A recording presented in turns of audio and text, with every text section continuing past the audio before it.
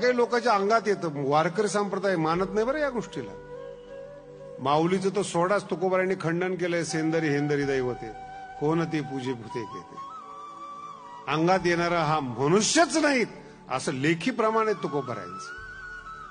आणि आजही तुम्ही पहा, कलेक्टरच्या अंगात येत नाही, मंत्र्याच्या अंगात येत नाहीत, जी बाई दात घासत नाही, आंघोळ करत नाही, अभ्यास करते, तुझ्या अंगात देव जातो. देवाला पण काही चॉईस आहे का नाही?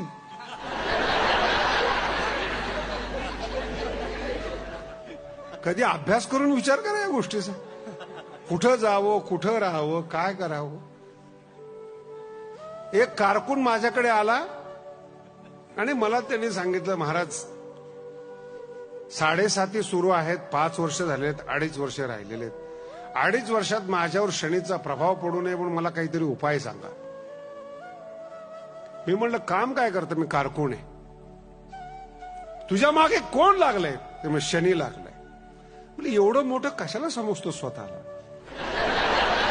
तो कारकून, तो शनी ग्रह पृथ्वीपेक्षा कैक पटीनं मोठा, त्याला तुझी चॉईस मिळाली.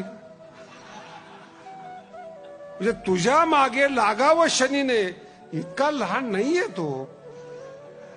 इतका शनीचा अपमान नका करू. आपल्या मनानं आपल्याला दुःख दिलेलं आहे, शनीवर ढकलू नका, सांज शोधू नका. 10-20 वर्षाकरता आपण जीवन चांगल्या रीतीने जगतो, त्यात आपलं दुःख शेजारच्याने दिलं, भावकीने दिलं, शनीने दिलं, हे चुकीचं आहे सगळं. मानसिक भ्रम, आभासी जगणं, व्हर्च्युअल लाईफ. ठरवताय तुम्ही कुणाला तरी बोलावं. नवीन पिढी त्यात फार हुशार आहे, अजिबात या भानगडीमध्ये पडत नाही. नाही देव भेटला तरी चालेल, पण थोताण नको.